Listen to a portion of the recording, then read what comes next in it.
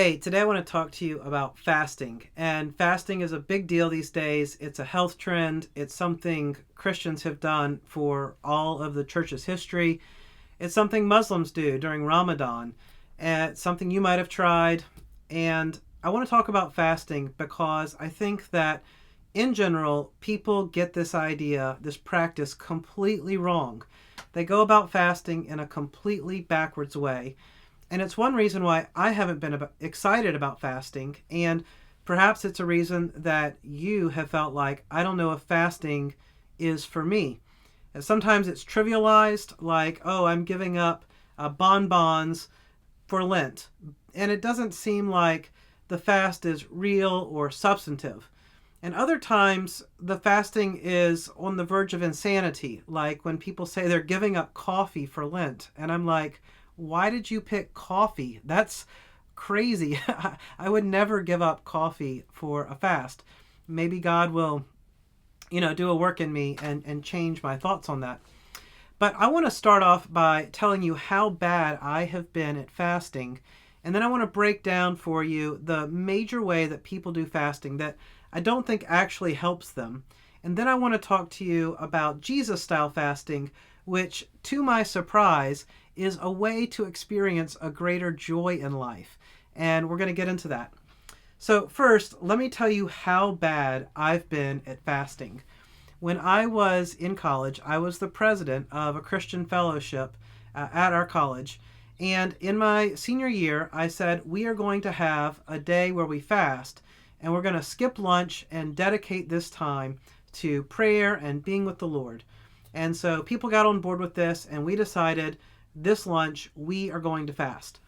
So the day of the fast came, and as I walked by the cafeteria, I think maybe it was the smell of the food wafting out next to the cafeteria, or maybe they had one of those display boards showing what they were serving.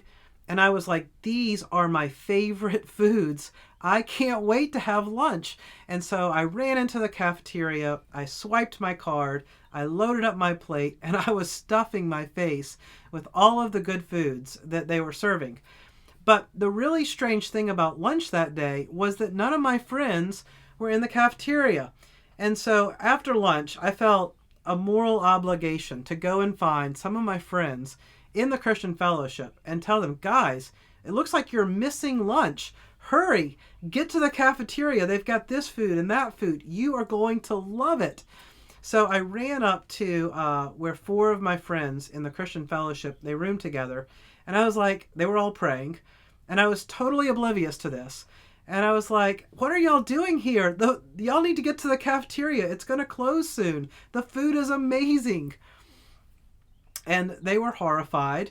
And very soon I was embarrassed. And, I had to admit to the fellowship, like, for the fast I organized, I failed to participate. And I don't know if I fasted another day or what happened, but basically I totally failed at the fast that day.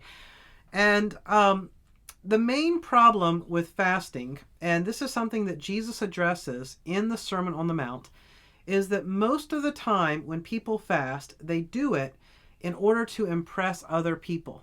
And that right there is a pretty big clue that fasting has gone wrong, because the whole point of fasting is to connect with God in some way.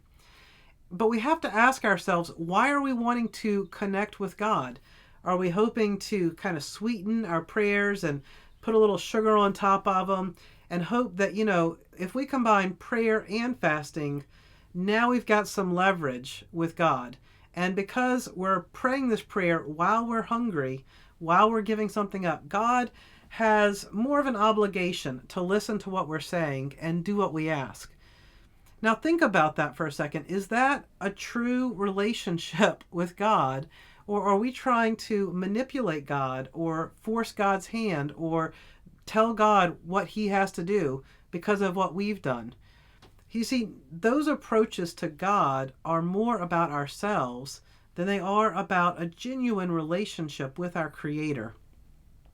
Back in the day when Jesus was around, The way that Jewish people fasted during the dry season, according to Dr. Craig Keener, and his cultural commentary on the New Testament is excellent. But in the dry season, the really pious people would fast 2 days a week, and they would go without food, water, and putting oil on their heads. And I don't know a lot of people who put oil on their heads, but it was a cosmetic. It was a way of brightening up your appearance, and it was basic hygiene in the day. And so that was common. Now, how would you feel in the dry season in Israel if you are without food and water and basic hygiene? You probably are exhausted, hungry, you embarrassed by how you look and smell. It's not a pleasant feeling to be doing that kind of intense fast. And in the grumpiness and in the misery of the fast, well, what did the group of people fasting get out of it? Well, it helped clarify they were really religious. And so it was kind of a boundary marker to say, like, we are the super religious people. We are all suffering together. Misery loves company. And then, because they all knew they were extra religious, what else did they get?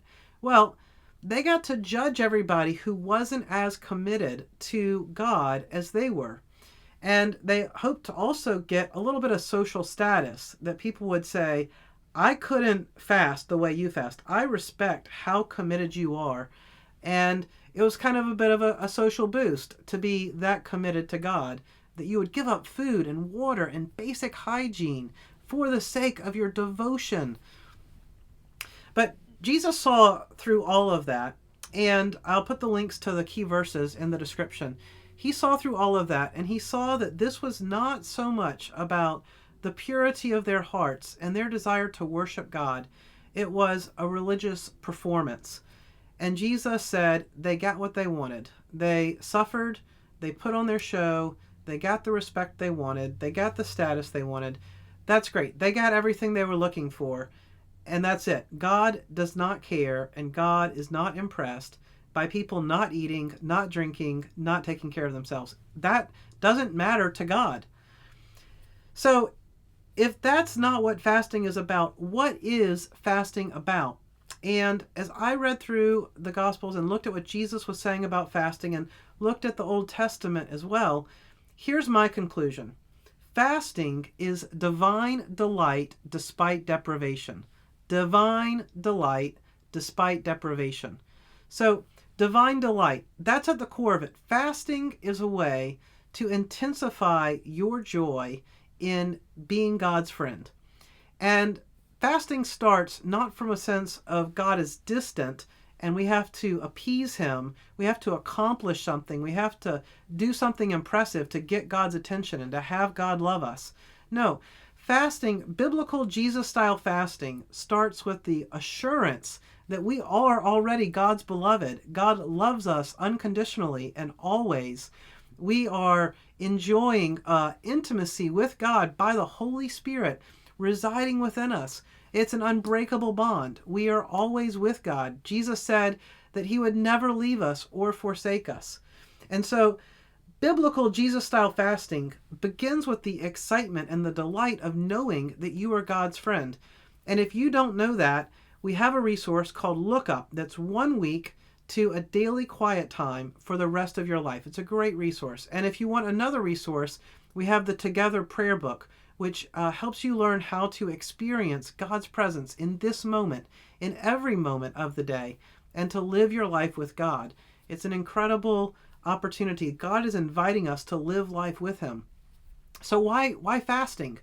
Well, if you say, I'm going to go without lunch this day, then that might give you back a lot of time and energy. You don't have to prepare the food, you don't have to eat it, you don't have to clean up from it, and it creates this space in your day where you could give a greater focus and attention to being with God, to reading the Bible, to praying, to sharing what's on your heart, to journaling in God's presence.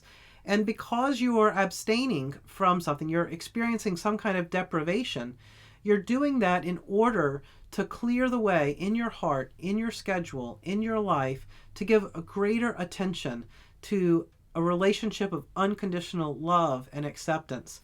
And that's exciting. So fasting is not going to wear you down and beat you up where you're starving and thirsty and smelly. That's when that happens, you're going to look miserable and you're going to hope people notice. And you're going to hope that it leads to some kind of respect for the intensity of your fast.